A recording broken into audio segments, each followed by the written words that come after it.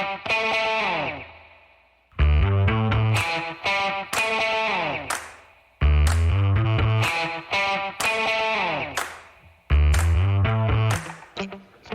folks. Welcome to another episode of Film Study. This is Ken McCusick, and we're here to continue our set of season reviews. This position group, the Edge, we're going to talk about today, and our good friend Michael Crawford is here. Michael, how you doing?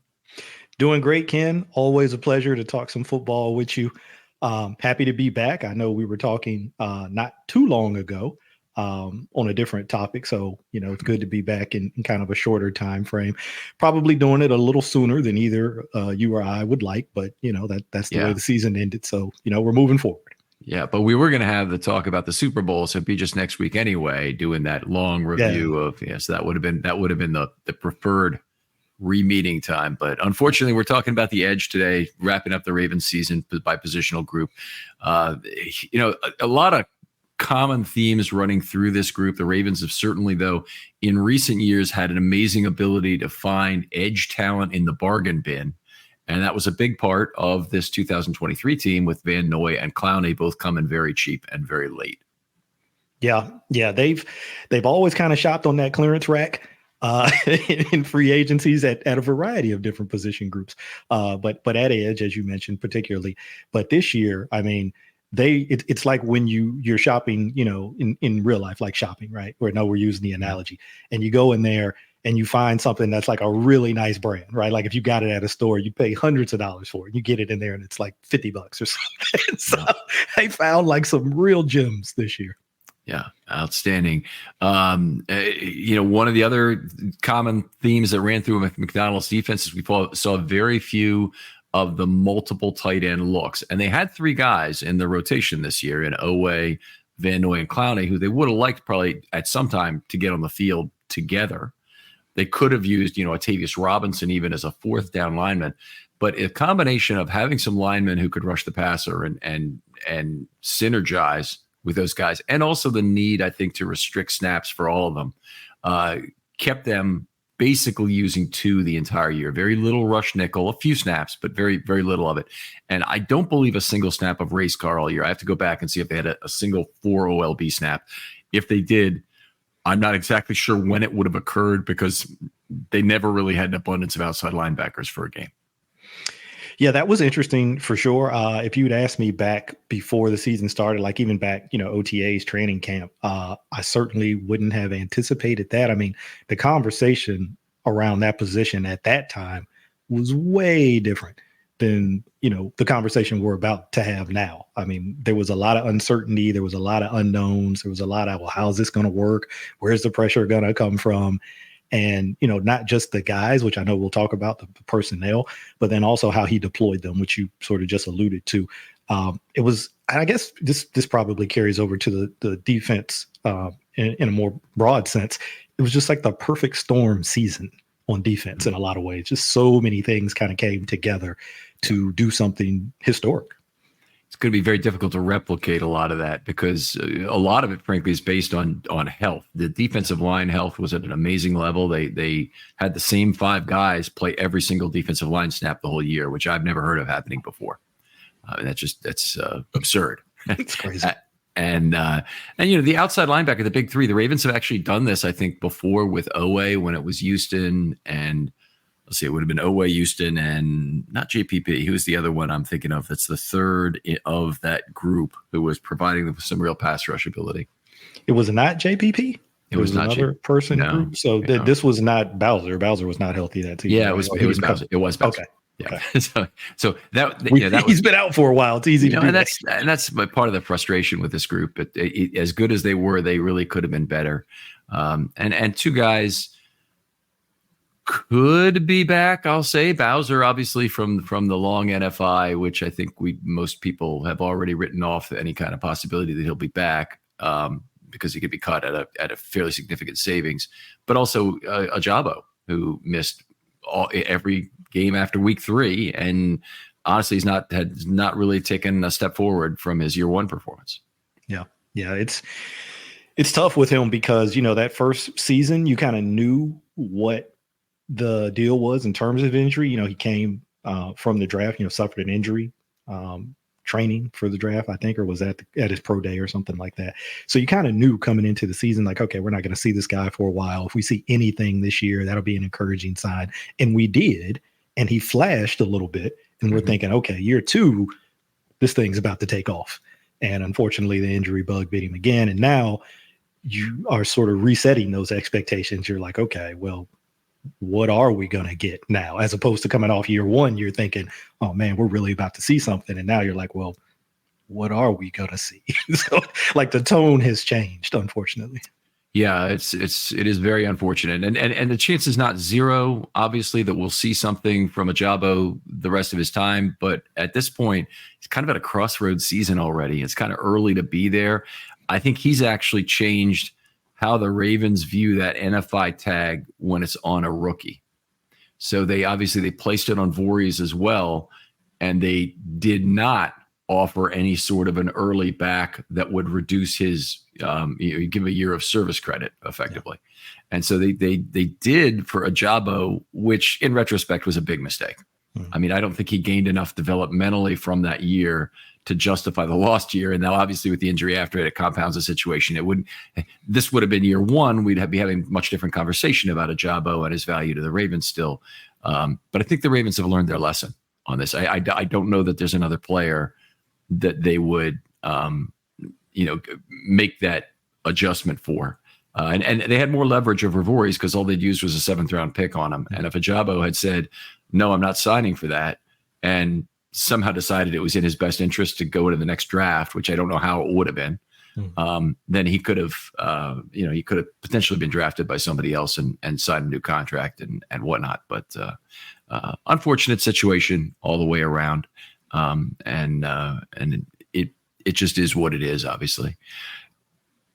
To get back to something good, what I really liked about this team was the compound pressures that led to sacks. And, at some points they say in the past, oh, you don't have anybody who just get to the quarterback and take him down. But the truth of the matter is they missed a lot of sacks this year, and they were good missed tackles that led to these compound pressures. And, it doesn't even have to be a missed tackle, but just somebody gets pressure, somebody finishes.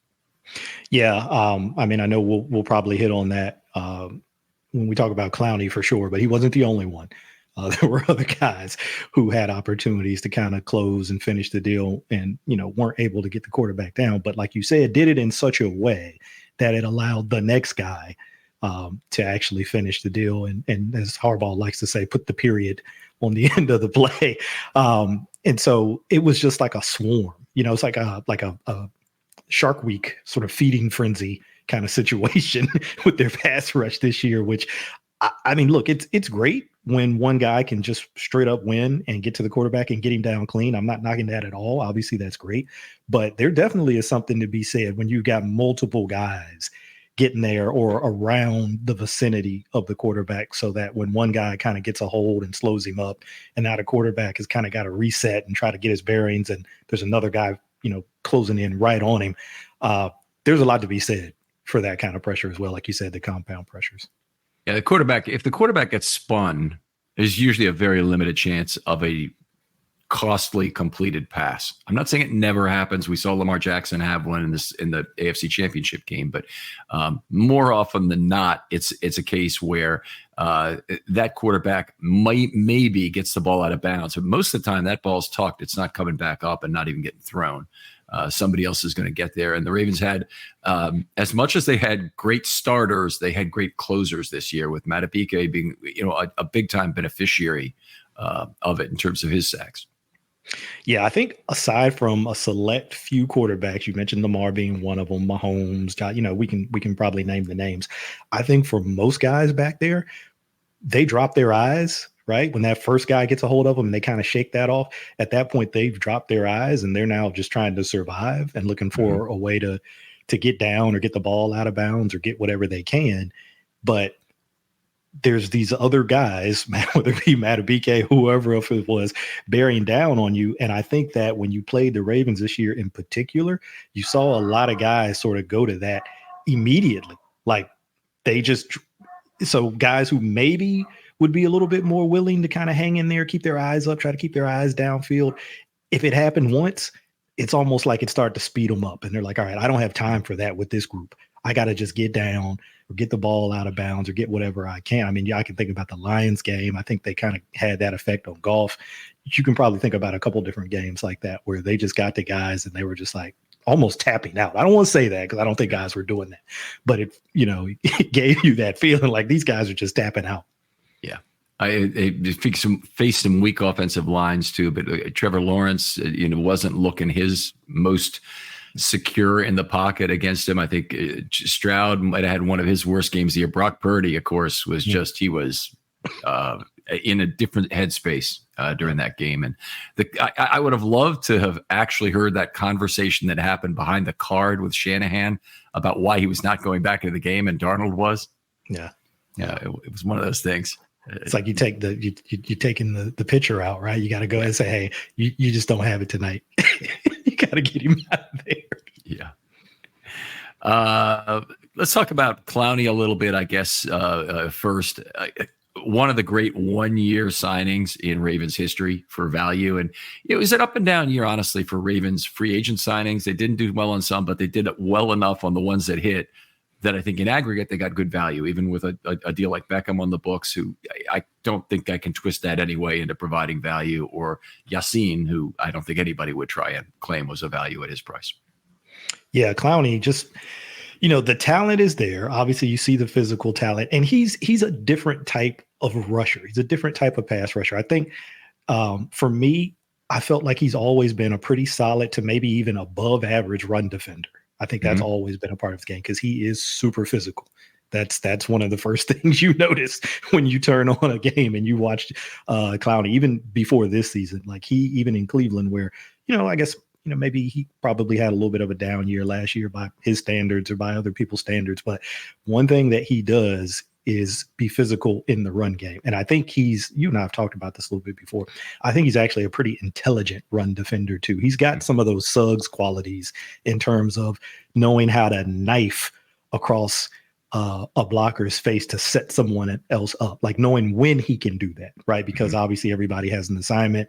They have a gap that they're responsible for. And you have to have an understanding that, hey, if my gap is, say, an outside gap, if I'm going to now knife inside, I have to know that there's somebody there who can cover me, or I have to do it in a way where the linebackers, let's use them, for example, are reading behind me and they're jackknifing off of which way I go, right? If I go in, they go out. If I go out, they go in.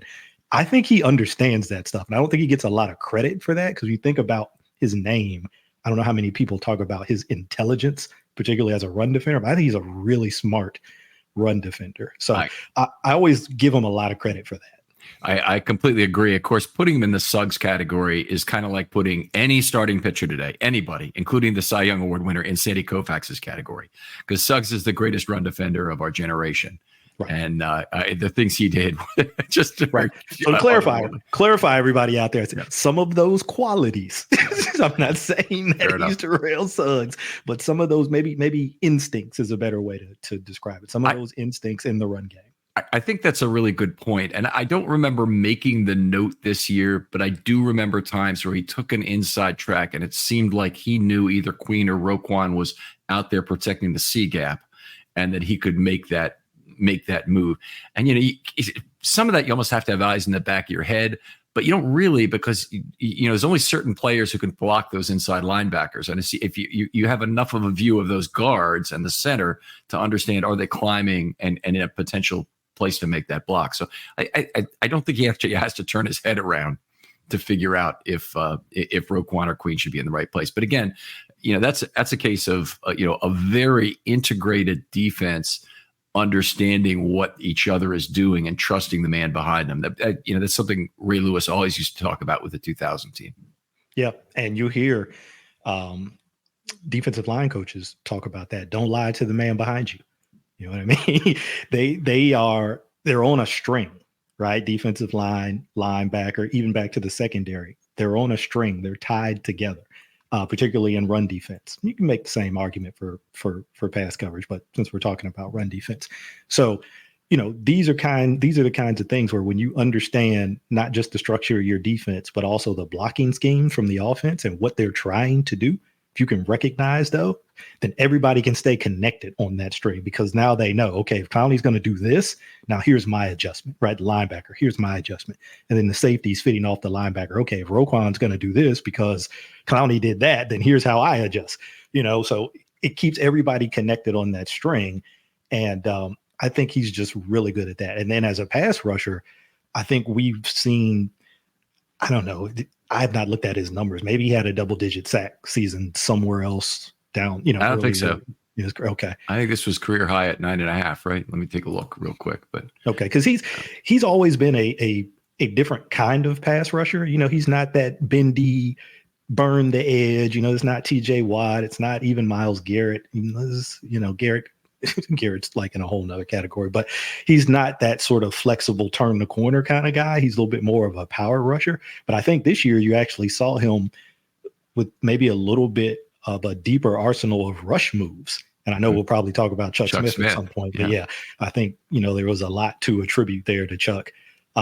Because when you think about it, particularly when you think about Clowney and Van Noy, Chuck was kind of that guy towards the end of his career. I mean, I think he had like 58 or 59 sacks in his career with the Falcons.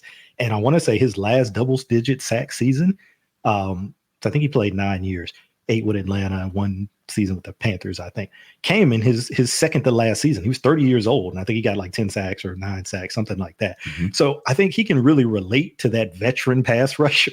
He's been that guy. And obviously being a specialist the way that he was before he joined the Ravens, more so than what a position coach can do, because I think they have some limitations in terms of time, in terms of, maybe certain things that they want to teach. But a specialist who's doing this outside, right? You come to me, I'm going to design a plan specifically for you, your body type, how you move, the things that you're comfortable doing. So I think just coming in with that kind of approach where, hey, I'm going to help you almost in an individual development plan. I'm taking something from my day job kind of terminology, an IDP, right, for these guys. And I think you saw the benefits, not just with Clowney, but with all of these guys. Yeah. It's, you've just hit on two important things. Obviously, Clowney was getting a lot of first pressures this year and getting some cleanup work as well. So I'm not saying either not, and also being the Ravens' best, probably edge defender of their group. Always also pretty good run defender. But the situation is similar to McPhee a few years ago, that McPhee came in here back in 2018, I think that's right, and played 2018, 2019 with the Ravens. He got hurt fairly early in that 2019 season.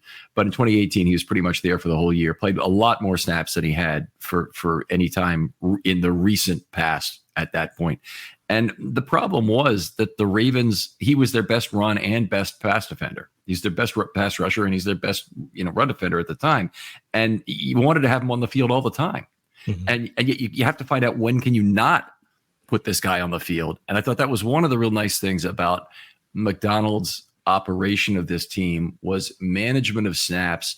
Didn't overwork people with the 3 and 4 outside linebacker packages, which is one thing, but also got them off the field in base a lot, so that Clowney's not out there having to pair up with Harrison in that base defense. It's a lot of times it's Robinson and Harrison.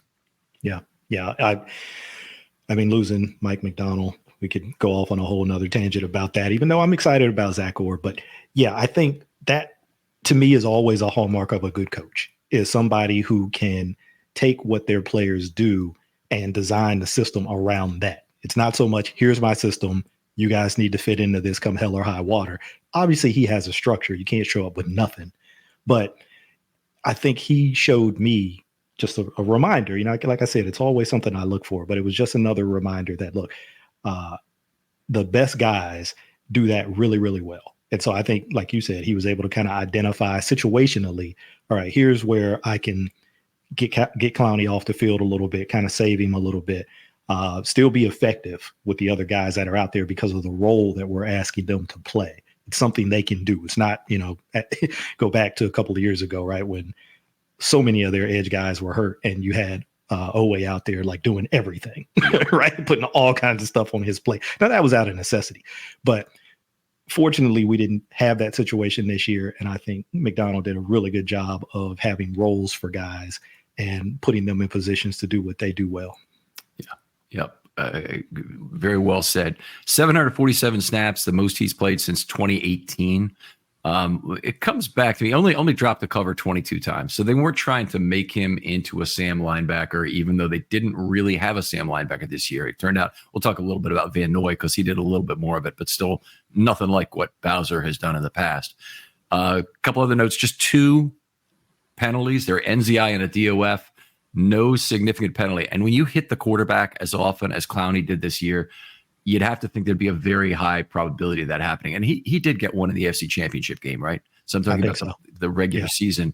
Going that whole stretch without being penalized is when a lot of streaks were broken in that AFC Championship game, unfortunately. Yeah, when you hit the quarterback as often as he did, when you hit the quarterback as hard as he does, you think that there might be a few more of those roughing the passer calls, but he was able to kind of stay clean of that for most of the season. But there were several issues in the AFC Championship game when it came to penalties, but we're not here to rehash that game. No, we are not. So one more thing. I did not see the backstage, photo op thing with Lamar and Joe Flacco getting together. I assume that means Joe Flacco won the Comeback Player of the Year award. He did. He did. Why was Clowney not in consideration for that? He had a year with 2 sacks and 4 total quarterback hits that year, which are subset, generally speaking, not always, but generally a subset of the quarterback hits. Why wasn't he in consideration for it? Very good question. A much better year than Flacco. Yeah, I think I saw somebody tweet that earlier. I can't remember who it was, actually. I wanted to give him credit, but I can't remember who it was. But they asked that question. They were like, why was he not even in the running? When you look at the other guys, not that they weren't deserving. Baker Mayfield, DeMar Hamlin, which is really more of a comeback story, right? I think that's how they worded it. It was like the best comeback story of the year with DeMar Hamlin, because this guy is alive. So that's amazing. But there might have been some players who had that were better candidates for comeback player of the year, and I'd put Clowney up there with any of those guys. So I don't know. Good question. Yeah. Well, let's move on. Let's talk a little bit about Kyle Van Noy, who didn't even join the Ravens until week 4. Still managed to get 9 sacks. When he was available the offseason, and I was fretting about the Ravens losing a lot of pass rush flexibility because of not having a Sam linebacker, which, by the way, didn't end up hurting them that much. So there was that. But my thought all along the line is Kyle Van Noy is kind of a perfect fit for this team in terms of being a guy who can drop to cover if you want to gain that flexibility. Yeah, it was a little surprising, a guy with his skill set. And I know he's an older guy, and that probably played into it. And money, of course, is always a factor in these things. But, we got to see it once he joined the team, just how much of that skill set is still intact. And, as he said in his own words, off the couch and to the Ravens. And I remember talking to Denard Melton, who I do the Fire Zone show with, when we watched maybe it was the first game that Van Noy got in. And I don't even remember the snap count. I don't know that he played a real big load in that first game, but a couple of pass rushes he was in for. I'm like, this guy's got a deep bag of pass rush moves, and he wants to show them all. Like in the course of a game, he wants to show all of them. He throws a lot at those opposing tackles. And, it's nice when you can do that, because it can go the other way. Sometimes you can be jack of all, master of none kind of situation. You're just throwing all these moves, but nothing really is landing. But he seems to have a real plan. He seems to have a real understanding of how to string them together and why he's using a certain move when he uses it to set a guy up in a particular way or set him up for something later. And he reminds me, this is not, perfect comparison, but just in terms of the pass rush and some of the things that he does, because I think sometimes, because he's a veteran guy, it might not always be the way that it's called or drawn up, but he kind of sees something and he's like, hey, this is what I'm going to do. It reminds me of the story I heard about Justin Houston the other day. And I was like, you know what? That sounds a lot. All right, I'll try not to derail us too much, but you've probably seen it. Mark DeLeon reportedly is going to be the Ravens' new inside linebackers coach. A lot of people might not know that name. You might know his dad, George DeLeon, because he was the offensive coordinator at Syracuse back when Donovan McNabb was here. So when they were doing the freeze option and all that cool stuff, that's his dad, George DeLeon. But anyway, Mark DeLeon, who also coached Roquan for a couple of years in Chicago. I want to say like 19, 20, 21.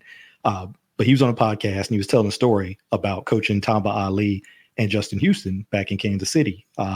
And he said these guys would study stances right? They would study the stances of tackles. And they said, some guys are really good at not giving anything away, but some guys have tails, have very noticeable tails. And they would find certain things, and it might be like a heel placement or a movement or something. And they said Justin had found something in a game with one particular guy, something he did with his foot or his leg or something where he said, 9 out of 10 times when he does that, it's pass. I've just been watching tape after tape, and it's pass. So they call a play on defense. Justin's supposed to go down inside. He's lined up, outside edge of the tackle. He's supposed to go down inside, but he doesn't because he sees the tackle do his thing. He knows it's pass, and he just rushes, right? He does the move he wants to do, and he ends up getting the sack.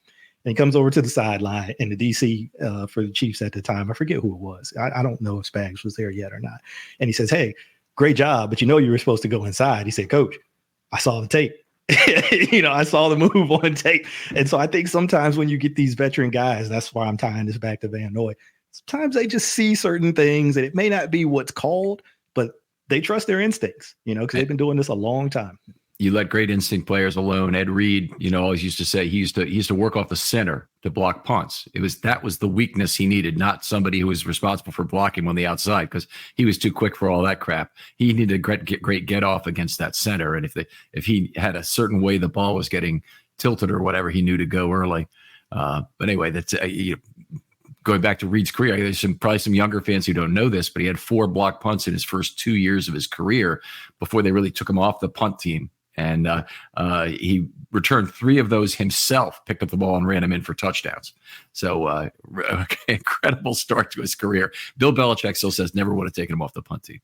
Yeah, I bet he wouldn't have. You know how he feels about special teams. Yeah. And it just reminds you of what an amazing player Ed was. As amazing as he was as a safety and a center fielder, he was an all-pro special teams player. Yeah. That type of ability. Yeah. Every time he went back to receive a punt, even though for the Ravens, a lot of what he did was just being a designated fair catch guy. And the Ravens have had those guys since, guys they really trust with their hands and whatnot. Every time he went back, I thought there's a good chance he's going to run this one back. It's just he's the incredible open field player, great field vision. What a player. Yeah. Yep. We're going to be doing, by the way, I'll plug this right now. We're going to be doing a set of shows this off season, a historical look. And I usually do one historical series per off season. But this one is going to be once there was a player, and it's about not taking any of the top tier Ravens. So none of the Mount Rushmore guys, none of the top 20 or 25 Ravens of all time, but try to take that second tier guy and what he meant to you. So I'll be asking you for a player at some point, Michael. I really want to hear who you'd like to. Hey, Tommy Zbikowski, Haruri Nakamura. Those are my kind of guys. I'm back. So yeah. There you go. All right. Let's see. Van Noy, I think we saw terrific instincts in the screen game, in addition to just a bodacious spin move. We saw you alluded to a lot of his moves there. Made some good run plays, but honestly, I didn't think he had that great a year as a run defender. But that 4th down slip inside against the Texans to beat Juice Scruggs, that was something. Yeah. And those are the kind of plays that he's going to make against the run, right? As contrasted to Clowney, who you line a tight end across from him, he's going to destroy that guy. Yeah. That's not necessarily Van Noy's game. It's a little bit more about slipping blocks, quickness, angles, that kind of thing. So there are going to be some times where he's kind of going to got in the run game because he's going to go against a guy who's more physical, but he's also going to make some of those sneaky plays and really like high leverage moments. So I just loved his veteran savvy. Same thing for Clowney. I've got a soft spot in my heart for veteran players. I know that's not where the league is right now, but I just love those guys, man, because they just bring those little things to the table. Well, the good thing about it is the Ravens need to find out where to save money. And edge is a place where the rest of the league seems to think you have to draft an edge, sign a young edge, trade for a great young edge, as the Bears did with Montez Sweat, who I don't know if he meets the definition of any of that, but he's good enough that they felt like we can't possibly get a pass rusher that good in the draft without trading for him and then overpaying for him on the free agent market as well, by re-signing the guy. But what the Ravens have proven is that they can go to the bargain bin and find tremendous talent there the last few years with, just to name 4 names we've already named on the show are McPhee, Houston, Van Noy, and Clowney. Yep. Incredible bargains over a short period of time. Yep. Yeah. for a while, they kind of had that reputation with receiver a little bit, and that was a little bit more out of necessity, right? Because they were drafting guys and they were missing, so they kind of had to go for the veteran wide receiver. But I think we'll see how it goes this year, because obviously they're going to have a little bit of a shuffling of the deck with the coaching staff. Like obviously Weaver's not here coaching the D line. I think Chuck Smith is still going to be back. Different inside linebackers coach. That kind of thing's going to change up a little bit. So we'll see different DC, of course, if there's going to be enough continuity where you can still get that kind of effectiveness out of those kinds of guys. I don't see why you wouldn't, but it's just one of those things where I'm kind of like, well, let's see if they can keep that going. I mean, obviously they were doing it before, like you mentioned with McPhee. I mean, that was even before this current iteration of coaches. So I think they can keep it going. But, whenever you have change, you never know. Like my dad always says, you never know until you know. So we'll see. Continuity from a couple levels, though. They have the brains on defense with Roquan and Kyle Hamilton. And I think Marcus Williams as well. A healthy Marcus Williams is a guy who knows where he's supposed to be on a football field certifiably on a play-by-play basis. And to the degree they've got some younger guys moving in, like Trenton Simpson, for example, maybe some more development from Tavius Robinson. Those guys will learn from the best. That hopefully is something good. What else I want to say? Anything else? 2 penalties the whole year, and one of them was in the AFC Championship game. Again, unnecessary roughness by Van Noy. Honestly, very low mistake years from these outside linebackers was a common theme running through them.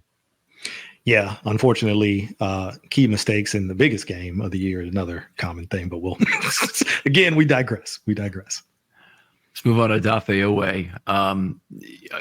I think his season, as a player, he is consistently underappreciated in terms of first pressures. I think there's good examples like him in Ravens history. If you go back to Zadarius Smith, a guy who through year 3 had very little in the way of actual closing on quarterbacks, but he generated a lot of pressures, generated some quarterback hits. He had been a great pass rusher. Another teams, knew what he was in terms of getting pressure. Odafe Oweh now is that guy. And, you kind of, all the pieces are kind of coming together as to why he was a Big Ten, all Big Ten, and still had 0 sacks, right, his senior year. Yep. Yeah. And the Smith comparison really resonates with me because I had to do a report on Zadarius way back. So I want to say it was on his second year, because his first year, I think he had a pretty decent year. He might have had 4 or 5 sacks, something like that his rookie year. And then I think there were some injuries. It was either the second or third year where there was kind of some injuries mixed in there. He played during the season, but, a couple games he missed and was coming back for some stuff. And I'm watching some of these games and I'm seeing these pressures. I'm like, this guy is winning rushes. He's not sacking the quarterback, but he's winning rushes. He's affecting the quarterback oftentimes, making him move off the spot, making him pull the ball down, different things. But he just wasn't getting home. And I was like, in my report, I'm like, I don't know when it's going to happen, but when this guy gets back to full health and just, pure randomness, he starts winning some more and finishing, not winning because he was already winning, but starts finishing some more of these rushes, he's probably going to put up a pretty good sack season. And I think either a year or two later, he put up a pretty good sack season. So you could see it. There's no guarantee that same thing is always going to happen. So I don't know if I can make that same prediction for Odafe, but I think he's on that same track where you're like, man, it's just like a couple of things breaking his way. And you're going to see him put up a 8, 9, maybe even 10 sack season. And you're like, well, this came out of nowhere. It's like, no, it didn't. Yeah. It didn't come out of nowhere. He'd been close. He'd been, quality rushes, steadily improving every year as a run defender, as a pass rusher. And it just, sometimes it just clicks. Moving the quarterback off the spot, very valuable this year. Oweh was the biggest pass down specialist of the group, of the 3. They really didn't use him on first down very often at all. Some of it might have been injury related, but they did not use him much on first down. They were actually, kept him pretty fresh for rushing the passer. Another great spin move from him that's very reminiscent of Van Noy. And it's not that we never saw a spin move from Oweh before. It just looked a lot crisper this year. So I wonder if there's something about how he's setting it up by getting to the body initially, which is allowing him to get the better action on the spin, get free quicker with that. So maybe part of the plan in working with Smith that he was able to improve that move. I think he's definitely improved it technically because, like you said, we've seen him spin before, but just in my opinion, what I was seeing, he was spinning in place. He wasn't gaining any Mm. ground with the spin, right? So typically you're going to, if it's an inside spin, I've seen him do both this year, inside spin and outside spin, which is, I love the outside spin. It's maybe not Rare. always, yeah, but it's just a fun move. But to focus on the inside spin, if you can attack that sort of outside shoulder, right, and get the tackle to turn, and then as you work back inside, gain ground back inside towards the quarterback. Don't spin in the same place, right? Like a top.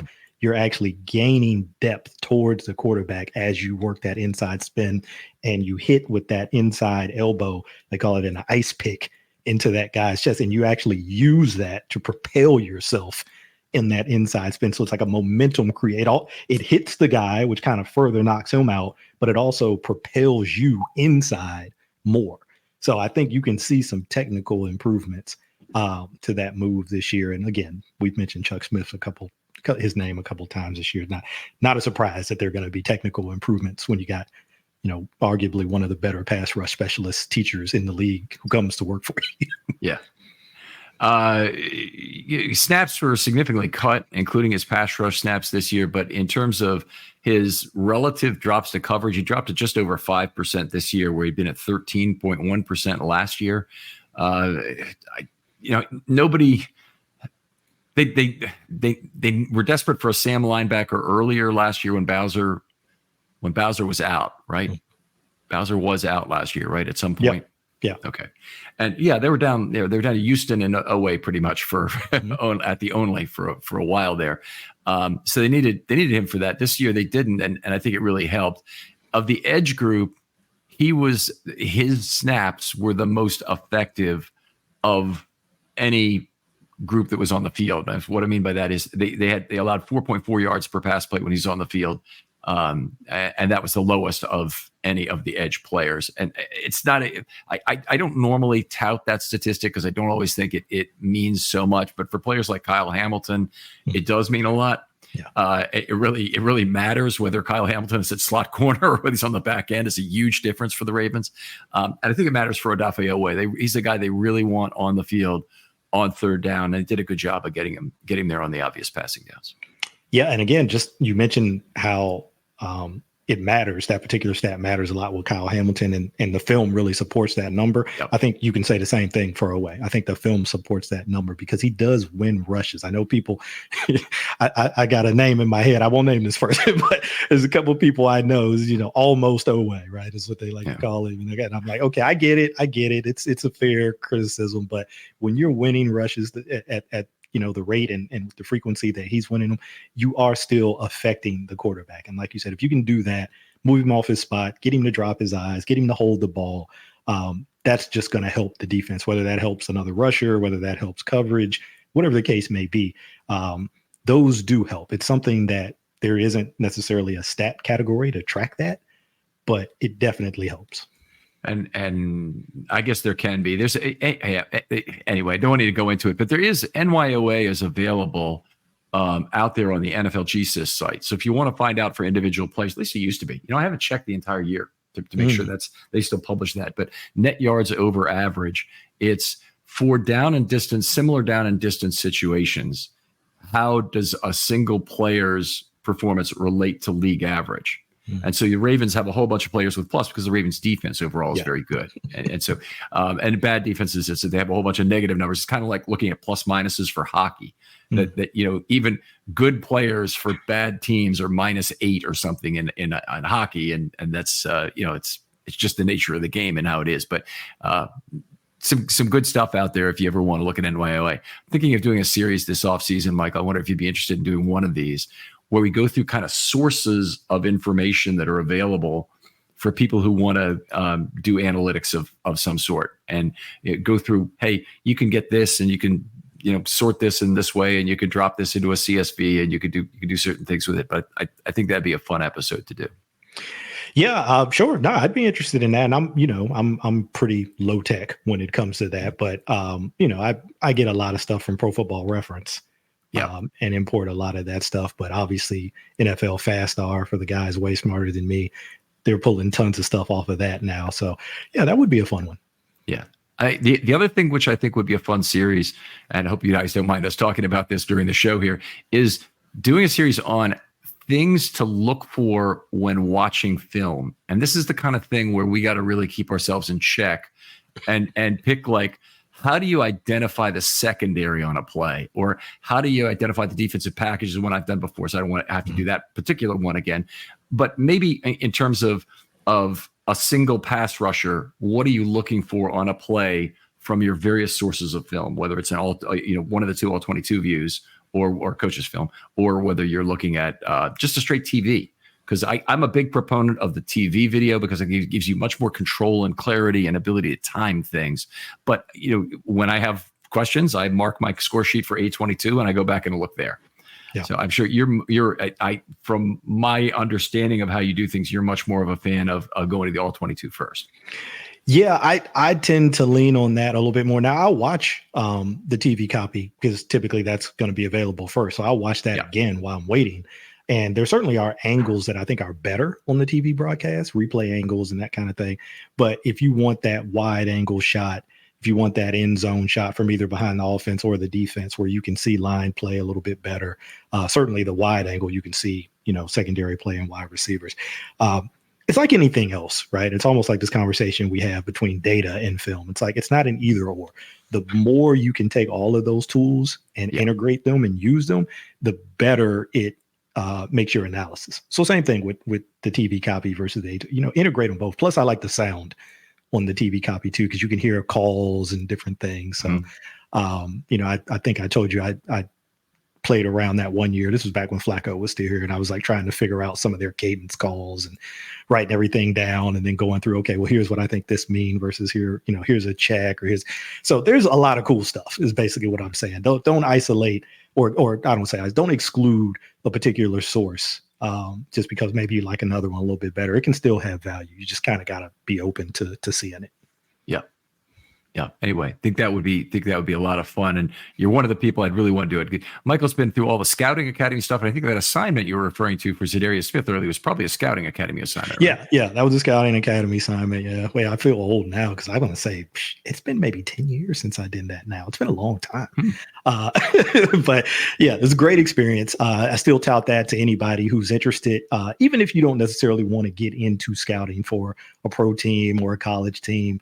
I just think it's a great learning experience if you're interested in football in that way, right? If you really want to learn it at a really sort of detailed and granular way and get into the real nitty gritty, it's a really great experience. James Ogden, who I think you've had on your pod, he went through the Scouting Academy. So, I was looking for my referral bonus. I don't think I ever got it, but but I still highly recommend it for anybody who's interested in it. All right, let's keep moving here. Malik Harrison. One of the interesting things about Malik Harrison is I don't really think he's an inside linebacker anymore. I think he's moved full-time to the outside, really reshaped his body this year. If you look at the roster, he lists at 259, which is a little bit too big to carry if you're going to try and play Mike. I think I probably could still be a two-down Mike for an emergency situation, obviously, but I don't think the Ravens would really want him playing there for half a season at that weight. Say it's just a little bit too big, but played 16.7% of the snaps this year, almost exclusively as the edge in their base package. So that's about how often they played the edge. Almost all the time that was with Harrison, an outside linebacker. Great snap divider, the snap eater in terms of what he did often on the field with Robinson on those plays. Yeah, I know it's kind of a limited sample size, but I was really happy that they found a role and, he was willing to sort of fit that role. Because like you said, he kind of had to bulk up from a body type perspective to probably be his most effective in that role. Because, up until this year, it was a little bit of trying to figure out where he fits best. And we're going to try him here and we're going to try him there. And it just seemed like there wasn't a real clear role for him. Again, I've mentioned it before, kind of a jack of all, master of none, sort of situation for him. But this year, that edge in the base package. I think he found, that's kind of his home right now. Not to say that he couldn't do anything else, because I think he is, a guy with a flexible skill set. But I really liked that role for him because he's another guy who is physical at the point of attack against the run. So I think that was a really good fit for him. Yeah, very, very heavy run set of downs that he played, obviously, almost exclusively first down, second and medium, and third and fourth and short. He came in for some of that as well, but basically a very specific role. And, Harrison now, I don't know if this is part of where he is in his career, but he looks like a survivor to me, a guy who's going to be with the Ravens for a long time as one of their core special teams players. And the key thing is, and this is true of a lot of linebackers, that they fit well as 4-unit core special teams players. 4-unit meaning punt return, kickoff, and kickoff return. So if they could do all those things, then they're exceptionally valuable. Those guys, they're your core for special teams. If you lose one of them, it's a big deal. You have to try and figure out where I get the player to replace him from if you're a special teams coach.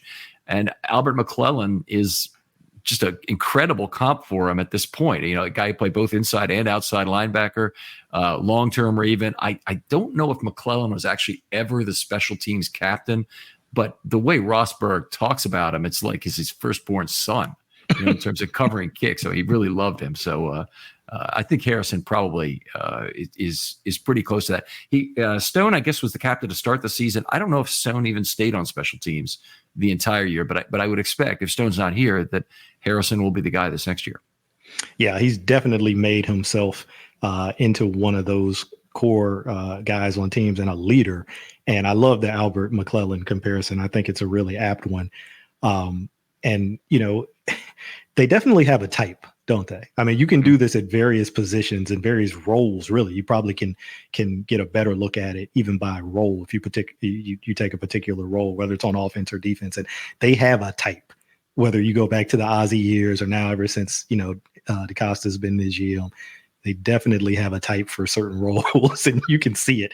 And you could so clearly see that when I saw that you mentioned Albert McClellan. I'm like, this is it. This is exactly the role that Harrison is in.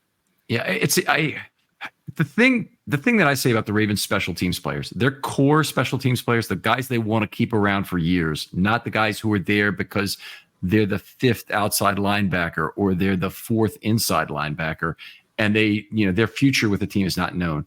But certainly the vet players that they keep, like an Anthony Levine or McClellan or other people like Stills they've had in the past, even guys who are pretty good players, they can't be just a special teams player. They have to be a special teams player who can also contribute something on defense or even on offense. Kelly Washington fit into that category as a guy who could be a gunner and a guy who could help you get a third down conversion. There's Harrison just is so much looking like a lifetime Raven right now. I'd be kind of very surprised if he didn't re-sign a series of 2-year deals, kind of getting the only reason he wouldn't do that is because the Ravens really kind of love to have that fungible roster spot at the end, and they might, play the game of cutting him and bringing him back, cutting him and bringing him back each year so they can sneak an extra guy onto the roster on IR to be DTR'd. Yeah. Justice Hill, I guess, would be the offensive guy for that, who, battled injuries early on, and they kind of just had faith in him and stuck with him, and was a really good gunner. Has been a pretty effective gunner. I don't know if he's done it as much since he played more on offense this year, but still played some on special teams this year. I think maybe not that much, but just another one of those guys, man. Just a core special team type of guy, but can also give you something on offense in his case. And I know people weren't necessarily thrilled about that contract when he was initially re-signed, because they're like, oh, Justice Hill, why are we doing this? But I think he played a pretty vital role. I know I'm beating this dead horse again. Maybe didn't have his best game in pass protection in the AFC Championship game, but again, a lot of people did not have their best game in that game. I'm not trying to single a guy out. Yeah, Hill, by the way, his special team snaps, just looking at that because you made an interesting point, is special team snaps were down from 214 to 87 this year. Okay. So they obviously took him off some groups in order to make sure that he was available as a running back, and he Had a big year. Basically, he and Edwards had the same number of snaps the whole year. And I don't know if that a lot of people know that. Probably a lot of people would say Edwards played more. But yeah, I didn't know that at all. Yeah. Let's move on. Tavius Robinson. How would you characterize his first season? I'll ask it as a question. I'll give my thoughts here if you're. I put it between. You mentioned scouting academy, so I'm using more scouting academy terminology. I would put him right around the solid category. I could see how you can make an argument if you're being like super, super nitpicky for maybe a little below average. But I lean more towards the solid, which in their terminology just means average, right? Like league average for your position and for where you are in your career. Okay, so that was the what you just said at the end was the question I wanted to ask is. Does it include his years of service? Because Tavius Robinson, as a 4th round rookie, I think had a good sized impact getting out there for 28.6% of the snaps. Don't often get that. And frankly, Tavius got it a lot because of injury early in the season. And Van Noy was not a Raven yet, and he was getting a lot of snaps in the early part of that season. His total declined after that.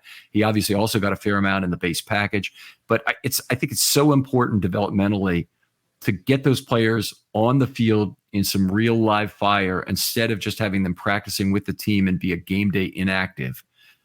Just a big difference. Yeah, there's no replacement for those game snaps, those game reps. There just isn't. I mean, you can make practice as realistic as you want, but it's a simulation. It's not the game. So it's a huge benefit that he was able to get that amount of opportunity. Because quite frankly, I wasn't sure, what he was going to get coming into the season. And I was like, man, it wouldn't be a wasted year by any stretch of imagination, but it can stunt things a little bit. I think if you don't get a sizable enough amount of game reps, early on in your career, just so you kind of get your feet wet, get the feel for it, because it's just different. And you could see it earlier on. You could see like, okay, this was a little bit of a shock to the system, as you would expect it to be. And then, as he played a little bit more, you started to see him get a little bit better, get a little bit more comfortable, particularly sort of understanding the level of physicality you have to play with at this level. Like you gotta bring it up a notch. You might have thought you were a pretty physical player, and I'm not saying he wasn't, but there's a different level in the NFL. And I think he gradually, sort of learned that, and you start to see it as the season went on. Like, okay, he gets it now. This is how you have to play at this level. And he was a little bit older as a rookie, is my recollection. I'm not looking at his age right in front of me right now, but one of the things I thought we were getting with him was a little more grown man strength already present. But certainly by the beginning of next year, he should really be in a position for that. And I'm hoping, he's the kind of player I really hope he seeks out some individual position coaching or position coaching period. I'll say, whether it's in one of these camps or whatever he might go to, just would have a lot of value for a player like him to, keep working on it, first of all, year round. And I know players want time off. They want to do other things. And these camps, they don't last like 3 months or anything. You probably go for them for 2 weeks, right? If it's a offensive line camp or whatever. Yeah. Yeah. Cause you probably heard like Von Miller, he's done a pass rush summit for a number of years. And I want to say that's like a week, maybe. Yeah. There's a couple other guys who do it. And from what I see and kind of read, and I think the majority of guys do it because you kind of have to. Because you're not allowed to get that interaction with your coaches from the team during that offseason period. And pretty much outside of OTAs and sort of all the practices that you have before training camp, that's kind of it for skill development. Because once you get into camp, now it's a little bit more, all right, we're starting to do install. Not that you're not doing that stuff in OTAs, because you are. You're kind of gradually building all the way through.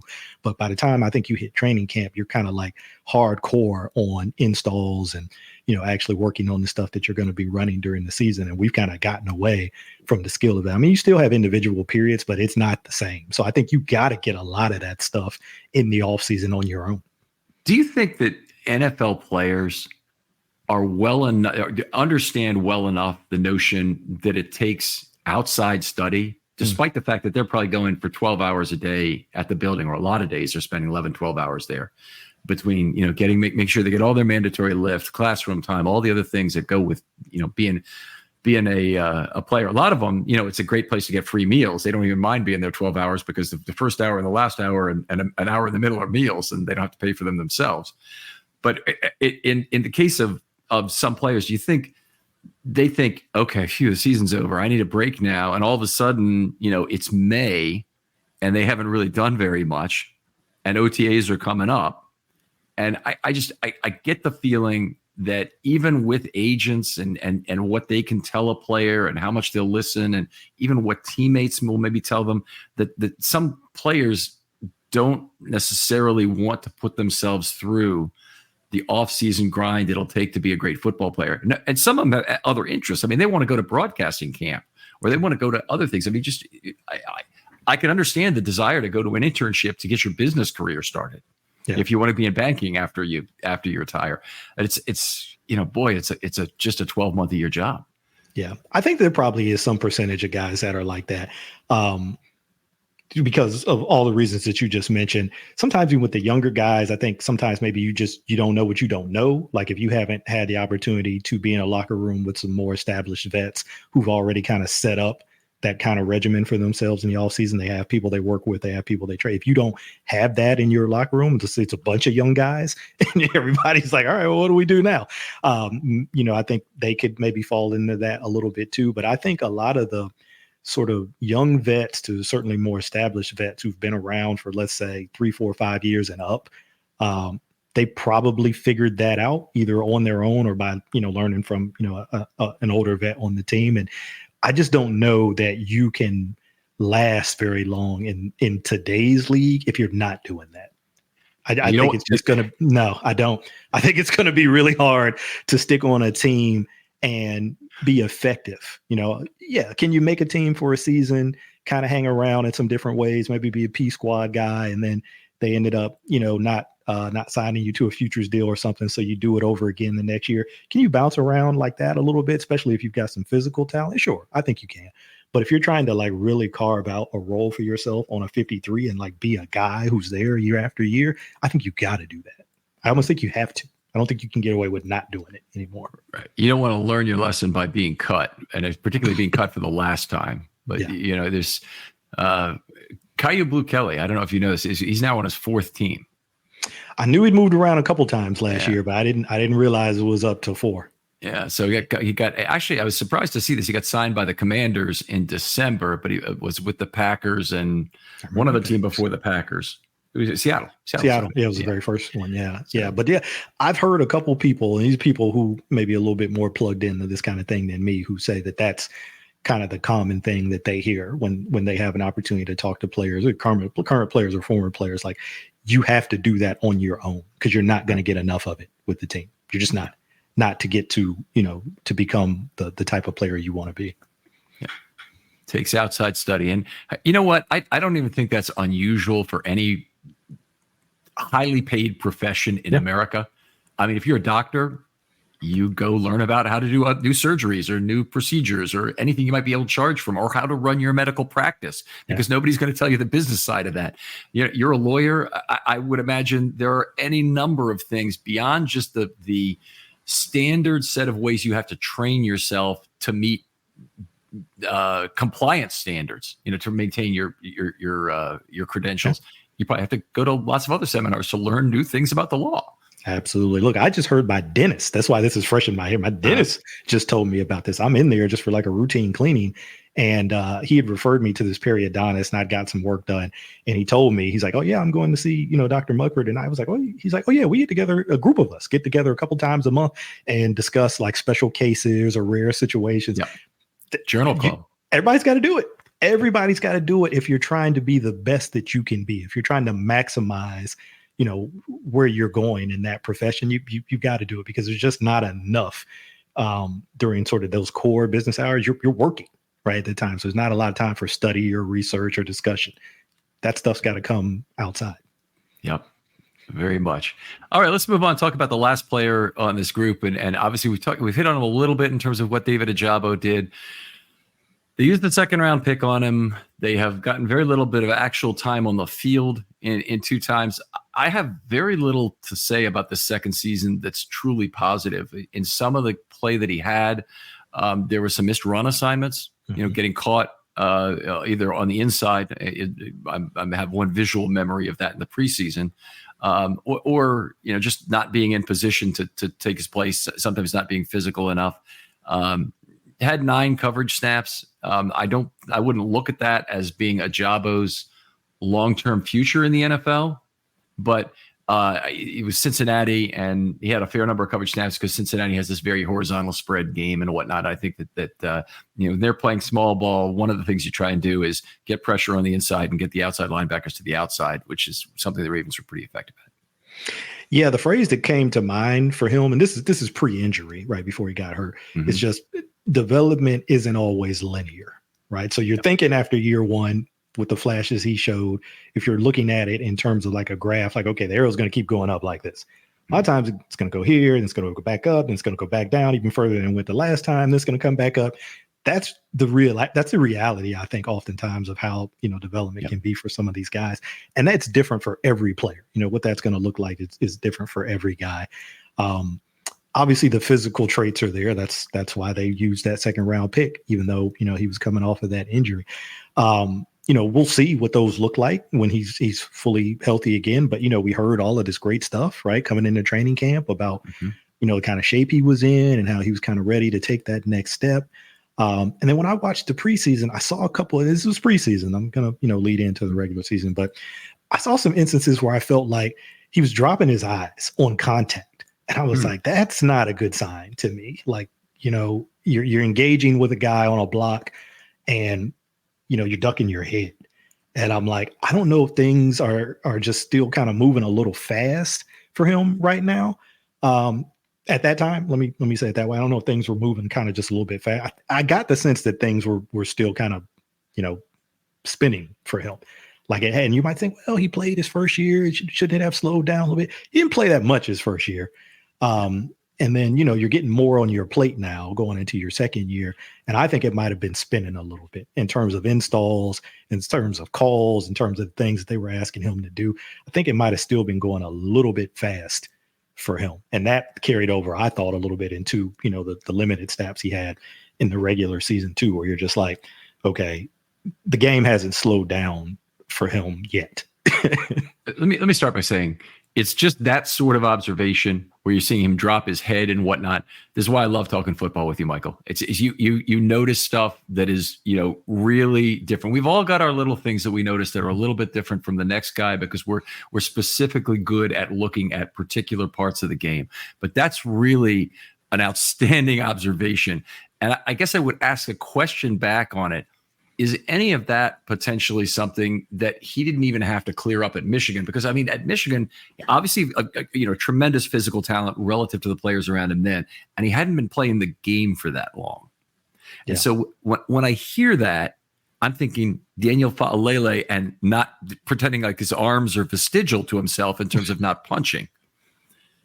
Yeah, there might have been a little bit of that, but it was confusing to me because when I saw it, I went back and I looked at some of the snaps from his first year. Again, a pretty small group of snaps, so it's pretty easy to get through them and watch them. And I didn't see it. So I was like, well, wait a minute. This doesn't make any sense. Why would he be doing that now?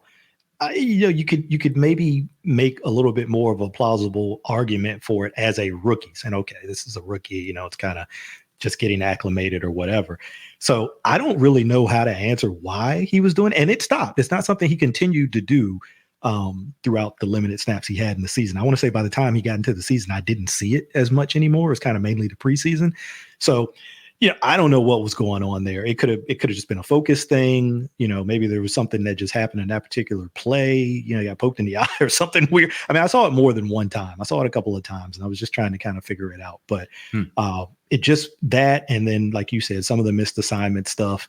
I think people can maybe think of a couple of runs that bounced outside of him on the edge because he's not staying out there. He's trying to duck inside or do whatever. A little bit of that Tim Williams action.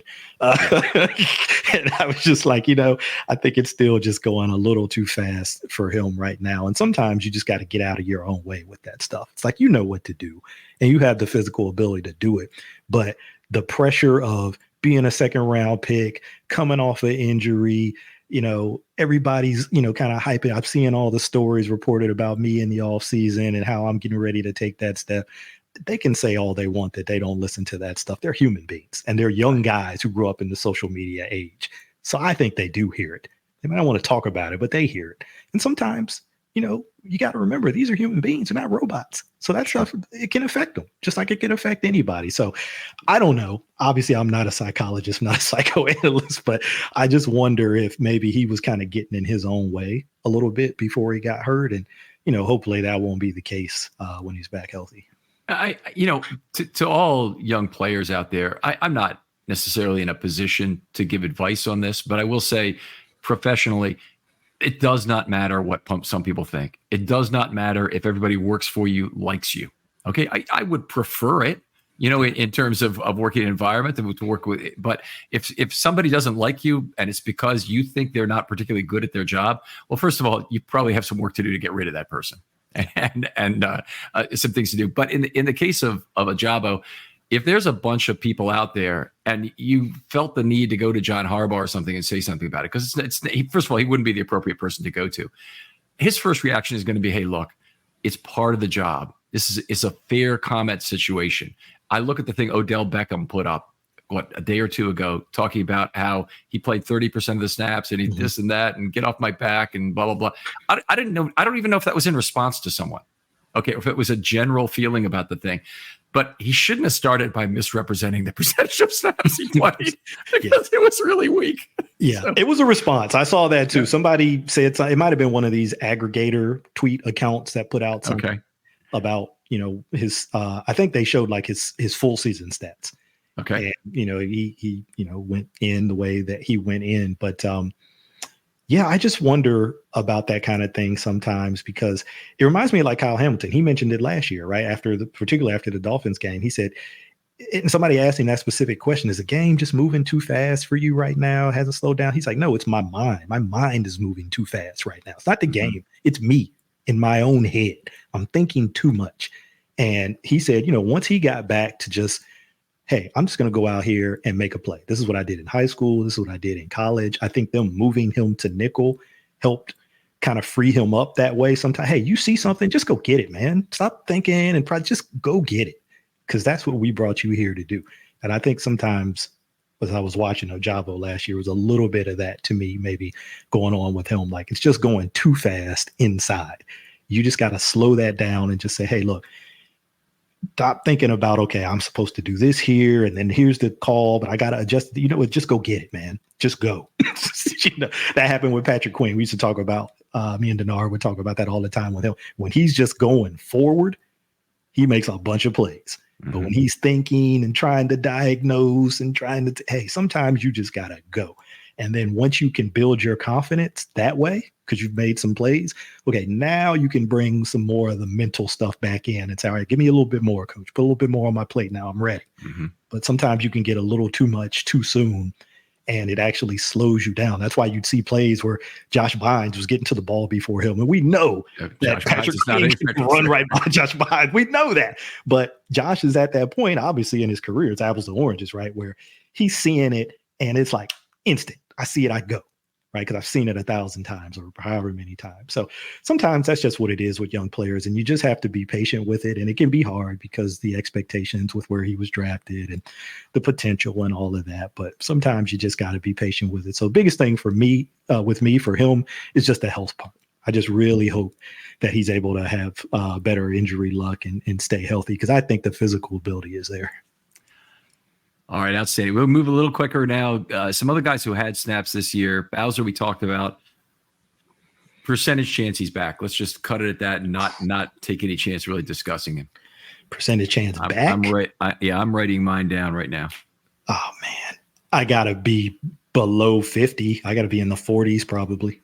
Okay, I would say that's very high. I'd take the wager if you're offering 3-2 kind of thing. But I think lower. I think it's more like 10. Ooh. And I almost think the Ravens have to. I think the Ravens are really pissed off about what happened this year. The Harbaugh clearly, with two players this year, was really openly upset with the questions. And I can't tell whether he's upset with the questions because he's upset with the player, which I think was definitely the case with J.K. Dobbins, or he's upset with the questions because he just kept getting them, which was at least the case with Bowser. But it may have been also that Bowser, for whatever reason, the Ravens got into some sort of pissing match with Bowser about when you have to come back in order to come back at all and get credit for the season, blah, blah, blah, blah, blah. The Ravens didn't want him back for just 6 games, say. And I don't know. I don't know what the Ravens really wanted out of this time. But they basically, I think they gave Bowser a deadline from what I can gather from what occurred. And Bowser just did not feel like his body was ready, and it's his prerogative. But it's something that probably I think there's a real chance, based on the way I hear Harbaugh responding to things, that the bridge has been burned. Yeah, and the reason that I put it as high as I did is because of what you just said. I just don't know. I don't know if it is more on that side where relationship has been damaged and there's kind of some ill will on either side or mistrust on either side. Then yeah, I think you're right. I think it's super low. But if it's just purely injury related and just some sort of weird set of circumstances where there's more to the injury than what we've been, told as fans, which is fine. I totally get that. But it's like with Ronnie, right? There was more to that than we initially thought with Ronnie's injury. Right. And, when Ronnie spoke and said, oh, whoa, wait a minute. Nah, it wasn't just that. There was some other things that were going on too. So maybe there's something like that there. I don't know. With Ronnie, I don't think there's ever been a question about how the injury occurred either, because we all saw it happen in that game in 2020, or actually almost none of us saw it happen because it was a COVID game. I did happen to be there, but it was a craptastic, set of circumstances that led to that ankle. And then we know a lot about things not going right on the rehab and whatnot. I think part of the reason they may be pissed off with Bowser may have to do with how the injury occurred, which I have never heard stated. Yeah, we don't know. Yeah. So, we did hear the Suggs Achilles years ago was pick up basketball game or whatever, and they didn't want to sour that relationship. Bowser's situation, an incredibly talented player, which would be the reason, they'd want to try and get him back. But it just seems like it'd be a big risk, for $5.5 million that they can save, which they proved this last year that they can spend pretty effectively. Yeah. I honestly just don't see it happening. But yeah. Hey, if people are betting, I'd say they should go with your number. All right. The other guy that we kind of forgot about from early in the year is Malik Ham, who I believe did take a shot at coming back from IR and then was not really ready to go when they did it, or they did actually probably is more of a case of not that he wasn't ready to go, but the Ravens didn't have a need. So the Ravens play a game with IR DTR slots where they bring these guys back, set up their 3-week window when they think they're basically ready to go physically. And if the Ravens then suffer a different injury during that 3-week window, then they activate him. And in Ham's case, they did not.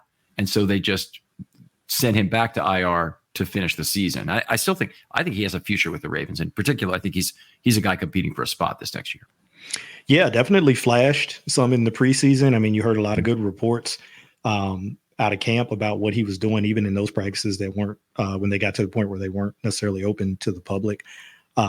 So I definitely think that there's something there. We saw he's got some juice as a pass rusher. He's definitely got a little juice. He's got a little package of moves that to me, that's always a good sign with a really young player, when you're not shy about using moves in a game. Because some people, you can tell they're just like, I've done this in practice, but I'm not sure if it's going to work in the game. So I'm just going to bull rush. I'm just going to bull rush over and over and over and over again. Right. And it's like, no, it's okay. This is the time to do that. Right. You're in the preseason. I know you're trying to make the team. So you don't want to make a mistake and look, foolish or get pancaked or anything like that. But I feel much better about young guys who are willing to try some of that stuff in a game. Because to me, that's a confidence thing. That's like, hey, you know what? Hey, balls to the wall. I'm going to try this. And if it works, then everybody's going to see what I'm capable of. And if it doesn't, hey, I'll go back, to the lab and I'll work on it. And I'll try to get better at it for the next rep. Ham, one of the guys who'll be around next year, one of the guys who won't is Jeremiah Moon, who got picked up by the Steelers after he was cut. Kind of unfortunate situation. I don't really feel like he has any kind of a big time future with the Ravens. And if he suddenly becomes Harrison with the Steelers, they would be really upset about it. But I don't really foresee that happening this time around. Yeah, got some run, both mostly probably injury related, right? This year Mm-hmm. when he got the opportunities that he got. So another, good experience from a game rep situation. And, obviously had some size and some length. So had some intriguing traits, but he's a Steeler now, and we'll see where it goes. We'll go another set of percentages here. Percentage chance Clowney and Van Noy individually are signed. And I know these are not independent numbers, because if they sign one, they probably don't sign the other. It's probably either or it might be either or anyway. I want to say higher. I wanted to go higher on Clowney, but he's been on this 1 year sort of mercenary thing for a while now. And that just might be the mode that he's in, regardless of how good a fit he might think that he had with a team. I think that's just kind of the mode that he's in. But I think he likes Chuck Smith being here. I think he likes this defense. So I'll go 50 on him. I'm going to go lower on Van Noy. I'm going to go probably 30 on Van Noy. I got 25 on both. I think the Ravens want Clowney back. I just don't think they're going to be able to come to an agreement. And the Ravens have so many mouths to feed this offseason, so many ways to figure out how to get done. The bus in this parking lot puzzle, that long strip that you have to figure out how to get along around, is the Madubuike contract. Yeah. If they can figure out, if they tag and trade Madubuike, for example, opens up a lot of options in terms of how they spend their money. Yeah.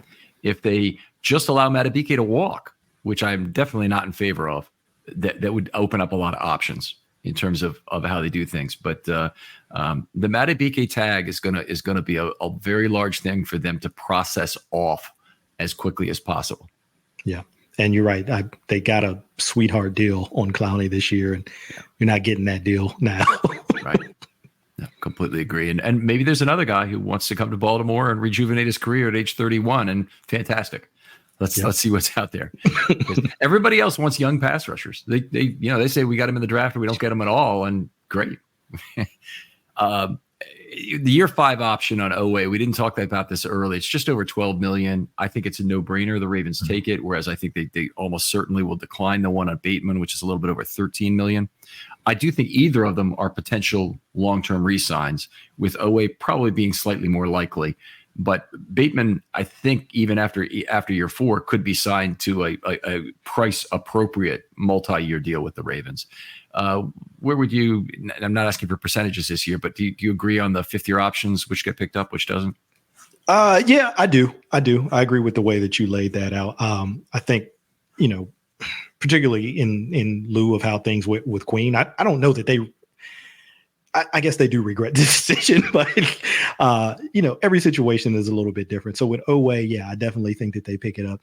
Bateman's interesting to me because I don't know. I can't help but feel like there's still something that's not right with their relationship. There's something that's still not quite. He had the little dust up with EDC, back over the summer, and they said they talked and everything was patched up. They were good, but I don't know. Something still just doesn't feel quite right to me there. So we'll see. They've been very positive on him. Looking at the aggregated stats, and especially a lot of the secondary stats that I'm not always looking at all the time during the season, Bateman had a very tough year, and it was a good amount of high trust plays he made for Lamar were the really positive things about it, but still had some drops. I think that the one thing about Bateman that is kind of frustrating to me is Lamar does not seem to trust him to go get the football and keep it away from the defender. And that the way that I think that shows up is he seems to overthrow Bateman more regularly on deep throws, whereas he has a high degree of trust already in just a few throws with Likely for him to go up and get the ball. I can't say it hasn't been borne out either, because the passer rating throwing to Bateman for the season was only 61. Or 61, 66.1 is one of those two. It's really bad though, as opposed to 140 roughly throwing to the tight ends this year. So pretty amazing year for that. We talked about bargain bin shopping. Ajabo, we know he needs to move forward. Harrison and Robinson, you think they continue with that in terms of managing snap counts? Obviously, that works with a lot of different, more senior personnel that they might otherwise have. Yeah, it's a nice card to have in your hand, to be able to deploy those guys that way. So yeah, I'd agree with that. What do you do in the draft at edge in particular? Well, I think they'll probably take somebody. I mean, they tend to like to keep that position stocked, one in one way or another. I think probably when they took Robinson, I don't know if people necessarily thought about him that way. Maybe a little bit more of a down D lineman, like an end, old school sort of DN type. But I think he has a little bit of flexibility to stand up a little bit too, in certain situations. So the body type. Could vary, but yeah, I think that they'll take somebody. I don't know that it necessarily has to be a first round guy. I mean, we always say it depends on how the board falls and who's there. So you can't rule it out. But it's a good year.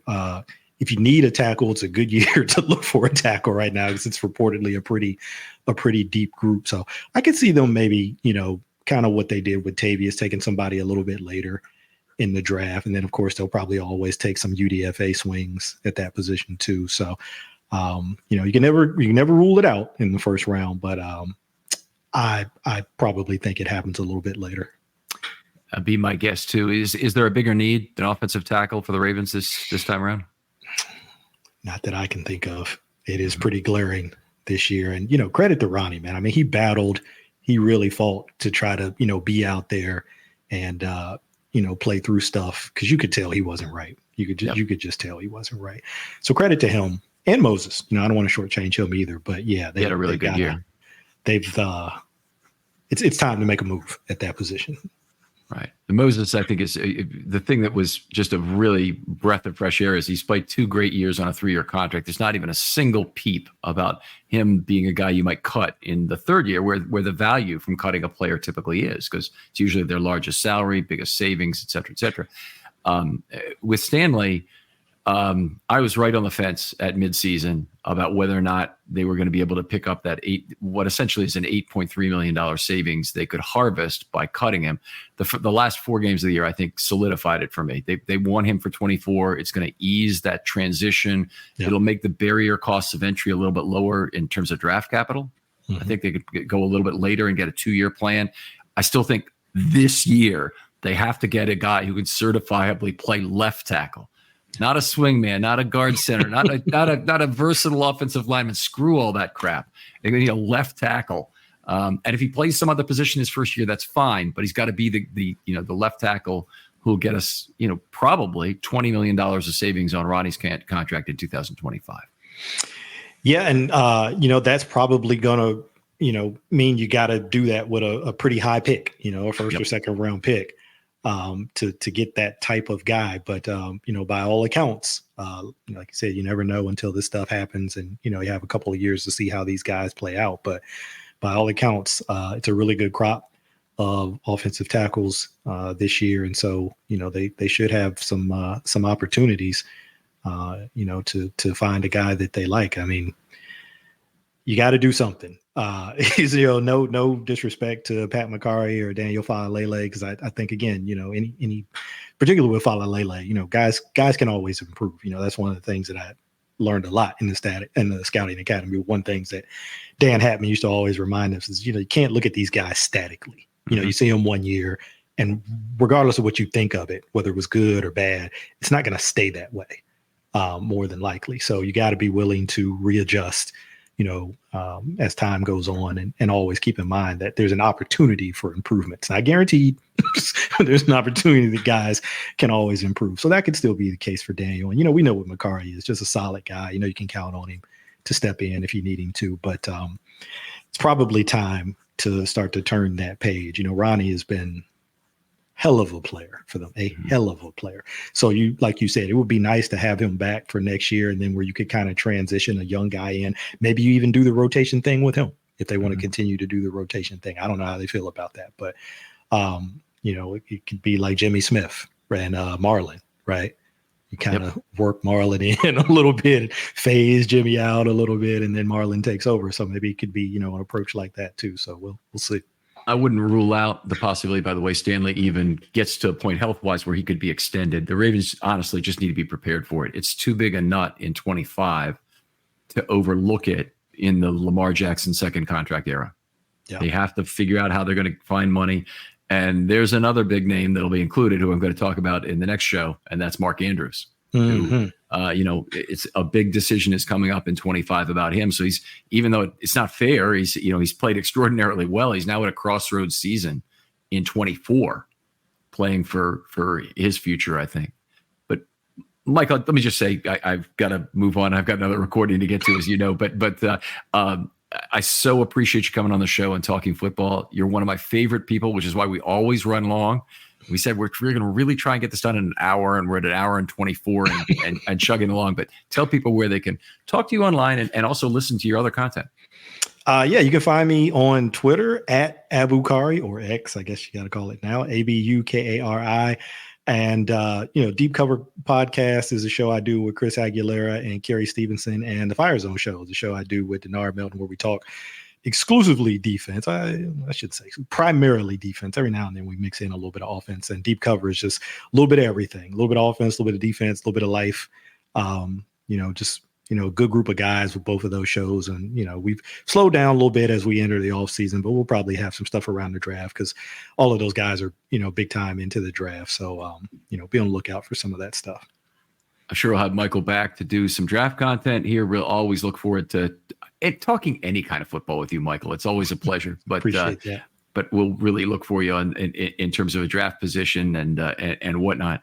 Other folks out there talked about the historical show we're going to be doing. Think about what player you'd like. DM me on Twitter, and I will reserve that player that you want to talk about for you. And I'll make a list, and I'll be getting back to people, and we'll start recording shows, and they'll be basically showing up all off season as some of the content, since the news cycle is a little bit slower, as we all know, for football during the off season. And really appreciate any folks who want to be a part of that. Michael, thanks again for coming on. Absolutely. Thanks for having me again. We'll talk to you next time on Film Study.